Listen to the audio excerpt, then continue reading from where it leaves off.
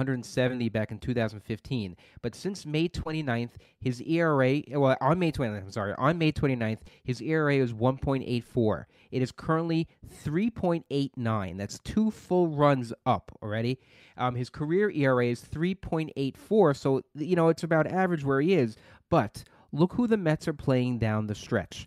They have 6 games with the Giants, 6 games with the Dodgers, a series with the Yankees, Phillies, Boston, Milwaukee. How many times are you going to be pitching him, and how many times are you going to be sitting him down the stretch? So just with that alone, I think he's going to continue to fade. He's on a downward trend already, and unfortunately, being a Met fan, I think it's going to continue downward.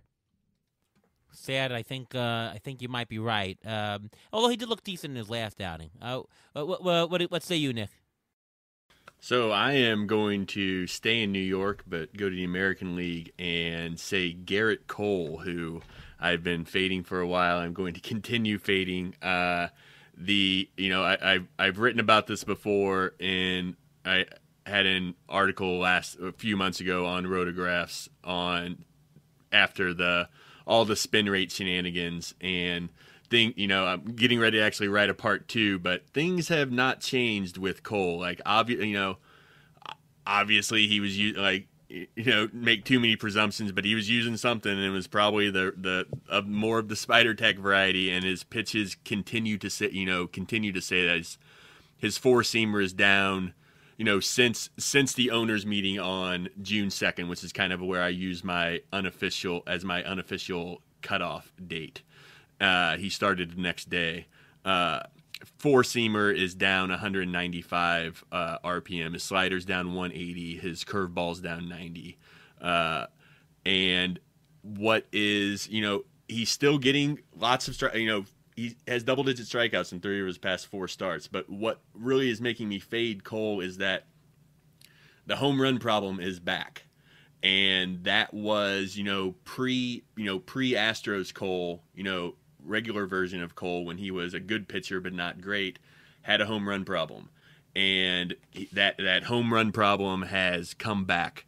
Since the sticky stuff crackdown, like, besides his strikeout rate that has dropped 5 points, or his walk rate that has increased 4 points, his ERA beforehand was 1.78. His ERA after, and the 10 starts after, is 4.68. FIPs are the same, 1.78 FIP beforehand, 4.10 FIP afterwards. And like I said, the home run problem, 0.64 home runs per 9 pre-June 2nd, and 1.81 home runs per 9 in the 10 starts since. So he's on the Yankees. He'll still get plenty of win opportunities. Even when a strikeout rate down, it's still well over, it's still almost 32% since June 2nd. But I think that the ERA blowups that, his last start out, he's currently out right now, COVID, but his last start, he'd allowed 7 earned runs. And he's got a couple of those blowups since. And I just think you're just going to have to be more careful with them. You're going to start him every time. You have to do that. But in that AL East meat grinder with a lot of hitter-friendly parks, and he's got a home run problem cropping up, makes me worry a bit more. Yeah, I mean, he's not Chris Archer, but, he's getting... Who is? Yeah, Cole, April 143 ERA, May 218 ERA, June 465, July 471. Ouch.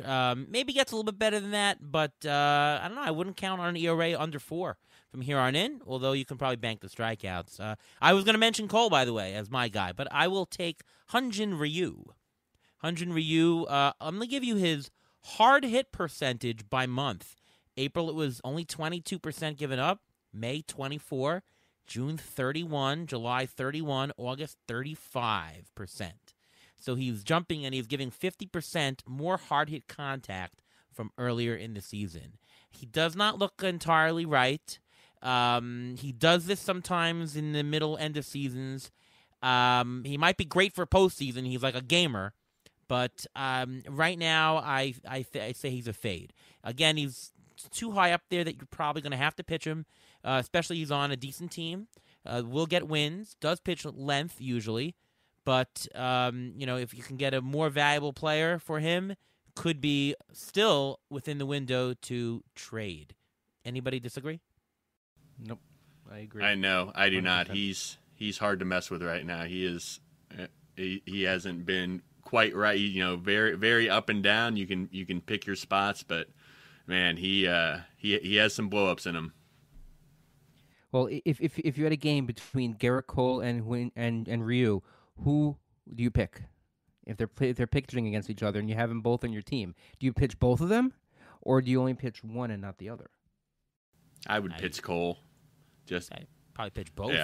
Yeah. Probably both if you're in a league and you have them. So in other words, even though these guys are fading, you're still, unfortunately, you're stuck and you have to play them just because sometimes they have the chance of giving you that quality. So you can't bench them. Dropping them is out of the question, but you can't bench them because, I mean, the quality that you're going to pick up on the waiver wire is not really going to be that much better anyway. So I mean, they're still better than what you're going to get there.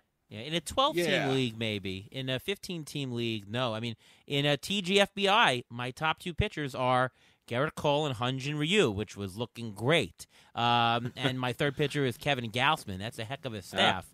I'm obviously doing pretty well. I was in first place for a while, but now that those guys bombed a little bit, I'm back in second, but just close to first. But yeah, there's not much you can do. I mean, Cole, you're sitting until he comes out of COVID, but what are you gonna do? That's your pitcher. I mean, I guess if Ryu is playing the Red Sox, maybe you sit him, but most situations, I don't see how you're not picking up somebody off the waiver wire. I mean, you can throw a middle reliever in instead if you think that the ERA is tight, but I got to think in most situations it's going to be a play, right? Yeah, I mean, you got, like Cole. Obviously, you're running him out against anyone. Ryu, it'll depend on your situation. Like you said, if you're kind of team dependent, like if you're really tight on ratios and you're already, like we were talking about, you've evaluated that you really need to you got to protect those ratios, then yeah, you can be a little more conservative on starting Ryu given the ballparks that he's pitching in, and like you said, maybe don't start him against Boston. But at the same time, 3 starts ago he shut out Boston for 6 innings. But he also has blowups in July against Baltimore and Seattle. So he's a tricky minx to predict. Yeah. Let's talk about here we go on to the next section, the waiver wire. Let's talk about somebody who, instead of fading, is somebody we want to pick up that might be on your waiver wire in your league, whether shallow, deep. I'm going to leave it open for you guys to discuss. Nick, who is somebody that you're looking to pick up this week? So, we were talking about shortstops we'd rather have than Francisco Lindor. So I'm going to go with Miguel Rojas of the lowly Marlins. He really liked him all year, used him quite a bit, and he broke or dislocated his fingers a few months ago and really struggled once he came back. His 20 games following his injury, he batted .222. He had a .252 on base, a .236 WOBA, and that is it's kind of expected. Like I really, in my old age, I've gotten more and more cautious with what to, just because someone is coming back from injury does not mean they are healthy enough to play at the same level they were playing at. So I've kind of been waiting for okay, Miguel Rojas, I know you're good. Let's see when you get going. And now he has his, since the All-Star break, 102 plate appearances. He's slashing .312, .363, .484, 15 runs, 5 stolen bases, a .363 WOBA. I know he plays for the Marlins.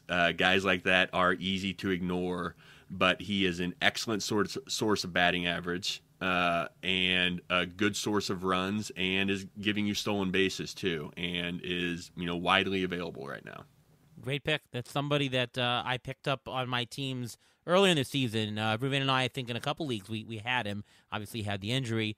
I'll quickly name another Marlin you should be looking at. How about Lewis Brinson? 20% owned. He's on fire. In the month of August, he's batting .432 with 4 homers and 15 RBIs. That's in 10 games. Yes, a few of those games was in Colorado, but that same production carried over while he was in San Diego. Marlins are a couple of guys that you might want to pick up in leagues, and Brinson is available in 80% of CBS leagues. Ruvain?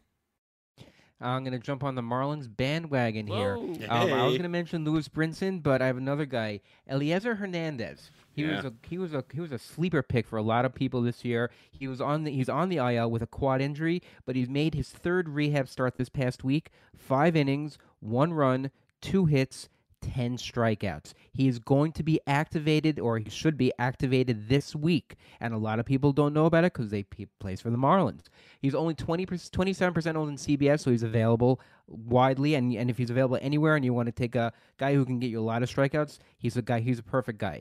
Another guy I'm going to mention, you mentioned the Rockies out in Colorado, Sam Hilliard. He's batted .350 with 2 homers in the last week. If you look at his average, it's only .227, but he has 8 homers, and is actually known for his speed. In the minors, he was known for his speed, and most projection systems gave him about 10 stolen bases. So far, he has 0, so he has that ability. He's only 15% owned in CBS, and you know what? If you need a stolen base guy, he's a perfect guy. One other guy I want to mention, and I can't believe I even have to say this, but Anthony Santander. He's only 50% owned in CBS. I don't understand it. He is as on fire right now as Lewis Brinson. His batting average has gone up 13 points in the last 10 days with 3 home runs. If he is available in your league, he shouldn't be. Grab him.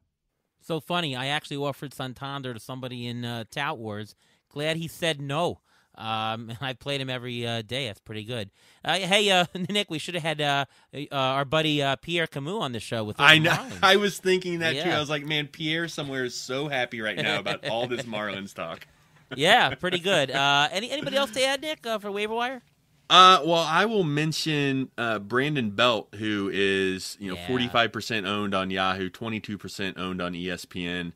He's one of I do a weekly waiver wire piece for point leagues for Rotoballer, and there's a handful of guys that I just every week I implore people to please get their roster percent over 50%. Joey Votto was that guy for the longest time, and finally people woke up to him.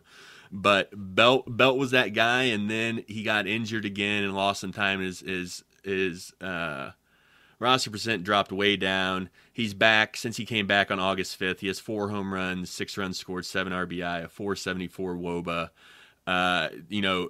The Giants' offense is crowded, but it is also very good. And he does not like a limited. They're not sitting him versus left-handers, and not as much as they have in the past at least. And he only has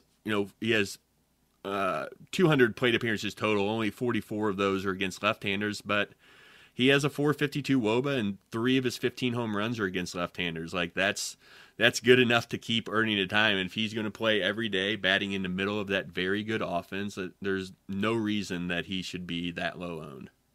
Yeah, no, agree. Let me throw in Abraham Toro Hernandez. He's 55% owned. 9 homers, 263 batting average, and only 160 at bats.